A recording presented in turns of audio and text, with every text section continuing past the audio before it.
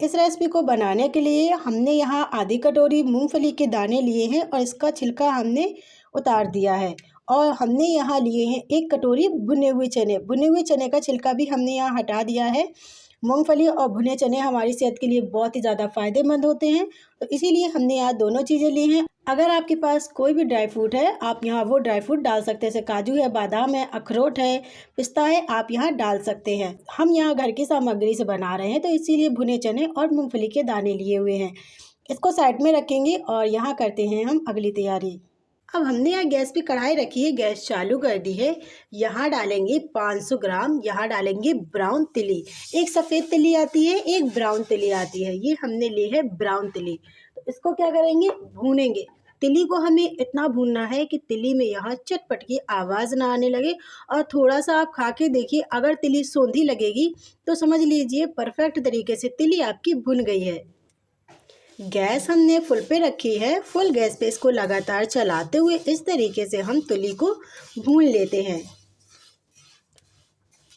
अगर आप तिली, भुने चने और मूंगफली से इस रेसिपी को बनाएंगे तो आप अगर सर्दियों में खाएंगे तो ये आपके शरीर को गर्म रखेगी और खाने में भी ये बहुत ही ज़्यादा टेस्टी लगती है। तो इस तरीके से लगातार चलाते हुए इसको हम अच्छे से भून लेते हैं। जैसे जैसे तिली भुनेगी, तिली में यहाँ आवाज़ आने लगेगी चटर पटर की। और आप लोग सोच रहे होंगे तिली को कितना भूनना है। तिली को आपको लगातार चलाते हुए भूनना है और 5 मिनट के लिए भूनना है फुल गैस पे। लीजिए, हमने यहाँ इसको लगातार चलाते हुए 5 मिनट के लिए तिली को अच्छे से भून लिया है। अब हम यहाँ क्या करेंगे, फटाफट से गैस बंद कर देंगे और तिली को एक अलग बर्तन में हम ट्रांसफ़र करते हैं। तिली को हमने एक अलग बर्तन में ट्रांसफ़र कर लिया है। यहाँ करते हैं हम अगली तैयारी। अब हमने यहाँ कढ़ाई में डाला है 2 टेबल स्पून यहाँ रिफाइंड ऑयल डाला है। अगर आपके पास रिफाइंड ऑयल नहीं है, आप यहाँ 2 टेबल स्पून घी भी डाल सकते हैं। मेरे पास घी नहीं था तो मैंने यहाँ रिफाइंड ऑयल डाला हुआ है। रिफाइंड ऑयल को अच्छे से गर्म करेंगे। रिफाइंड ऑयल गर्म हो गया है, यहाँ डालेंगे आधी छोटी चम्मच हल्दी पाउडर। हल्दी पाउडर हमारे सेहत के लिए बहुत ही ज़्यादा फ़ायदेमंद होती है, इसीलिए आधी छोटी चम्मच इस रेसिपी में हम हल्दी पाउडर यूज़ करेंगे। हल्दी पाउडर डालने के बाद 1 मिनट के लिए इसको हम लो टू मीडियम गैस पे भूनेंगे, इस तरीके से चलाते हुए। अगर हल्दी पाउडर खाना नहीं चाहते तो स्किप कर सकते हैं, वैसे हल्दी पाउडर इस रेसिपी में डालिए, फिर देखिए आपको एकदम सर्दी छू के भी नहीं निकलेगी। तो यहाँ हल्दी पाउडर को हमने 1 मिनट के लिए रिफाइंड ऑयल के साथ भून लिया है। अब हम यहाँ डाल देते हैं गुड़। यहाँ हम गुड़ डाल देंगे। गुड़ हमने लिया है 400 ग्राम, 500 ग्राम तिली ली है तो 400 ग्राम हमने गुड़ लिया है। गुड़ को छोटे छोटे टुकड़ों में काटा हुआ है इस तरीके से। आप चाहे तो गुड़ को कद्दूकस करके भी डाल सकते हैं, ये आपकी चॉइस है। अच्छे से मिक्स करेंगे और यहाँ डालेंगे हम थोड़ा सा पानी। पानी हमें ज़्यादा नहीं डालना है, इस बात का ध्यान रखना है।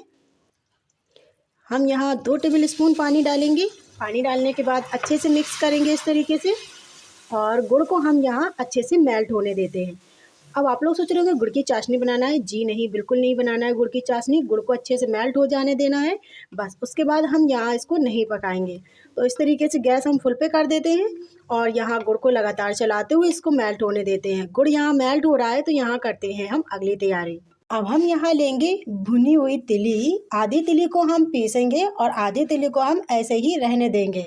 तो यहाँ क्या करेंगे, मिक्सी के जार में इसको डालेंगे और इसको हम पीसेंगे। आधी तिली को हमने यहाँ मिक्सी के जार में डाल के इसको पीस लिया है इस तरीके से, ये देखिए। अब हम यहाँ क्या करेंगे, इसको अलग एक परात में ट्रांसफ़र करते हैं। यहाँ लेंगे बड़ी परात। बड़ी परात में यहाँ हम तिली को जो है ना वो डाल देते हैं। अब हम यहाँ लेंगे मिक्सी का सेम जार। सेम जार में यहाँ डालेंगे मूँगफली के दाने। मूँगफली के दाने पहले से ही भुने हुए हैं, इसीलिए हमने नहीं भुना है। और यहाँ डालेंगे 1 कटोरी, यहाँ डालेंगे भुने हुए चने। अब हम यहाँ क्या करेंगे, इसको हम दरदरा पीस लेंगे। चलिए, हमने यहाँ इसको दरदरा पीस लिया। अगर आप यहाँ बुज़ुर्गों के लिए बना रहे हैं और उनके दांत नहीं है तो आप यहाँ इसको फाइन पाउडर पीस सकते हैं, इस बात का ध्यान रखना है। लेकिन हमने यहाँ इसको थोड़ा सा मोटा पीसा हुआ है, ये देखिए इस तरीके से। बस एक बार चलाया और मिक्सी बंद कर दी। इसको भी हम उसी बर्तन में ट्रांसफ़र करते हैं जिस बर्तन में हमने पीसी हुई तिली डाली है। यहाँ हम डाल देते हैं और यहाँ जो साबुत तिली बचा के रखी है वो भी यहाँ हम डालेंगे इस तरीके से। अच्छे से मिक्स करेंगे। फ्रेंड्स, आप लोगों से एक छोटी सी रिक्वेस्ट है, अगर आप लोगों को मेरी आज की ये रेसिपी अच्छी लगती है तो एक लाइक कर देना। अगर आप मुझे दिल से सपोर्ट करना चाहते हैं तो प्लीज़ प्लीज़ आज़ा कुक फूड चैनल को सब्सक्राइब कर लेना। और आप मेरी रेसिपी कौन से शहर से और कौन से गाँव से देख रहे हैं कॉमेंट्स करके ज़रूर बताना। अब हमने यहाँ जो गुड़ को पका के रखा है ना, अब हम यहाँ गुड़ डालेंगे। यहाँ क्या करेंगे, इसको हम गुड़ को छान के डालेंगे छन्नी से। छन्नी की मदद से हमने यहाँ गुड़ को छान लिया है। गुड़ यहाँ गरम है, पिघला हुआ गुड़ जो है ना वो गरम है। तो हम यहाँ क्या करेंगे, इसको स्पैचुला की मदद से या इसको हम मिक्स करेंगे इस तरीके से।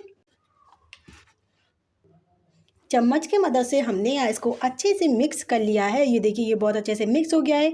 अगर चम्मच की मदद से मिक्स नहीं हो रहा है तो आप हाथों की मदद ले सकते हैं जब ये हल्का ठंडा हो जाए। तो अब हम यहाँ क्या करेंगे, हाथों में लगाएंगे थोड़ा सा पानी इस तरीके से, और यहाँ लेंगे थोड़ा सा मिश्रण और इसके हम छोटे छोटे बॉल्स बना के तैयार करेंगे। आप छोटे बड़े जितने रखना चाहते हैं उस हिसाब से आप यहाँ इसको बना सकते हैं। तो इस तरीके से हम यहाँ इसके बॉल्स बना के तैयार करेंगे। ये देखिए, इसी तरीके से अभी हम सारे बॉल्स बना के तैयार कर लेते हैं।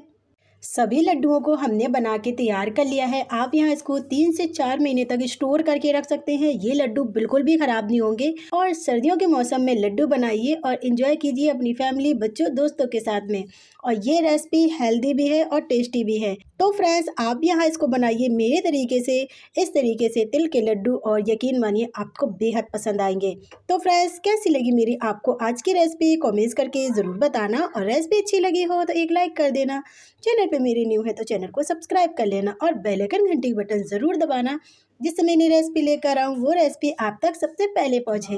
तो फ्रेंड्स, मिलते हैं हम आपसे अगली रेसिपी में यानी न्यू रेसिपी में। जब तक के लिए bye bye and take care. अपना ख्याल रखना, तो हमें याद रखना।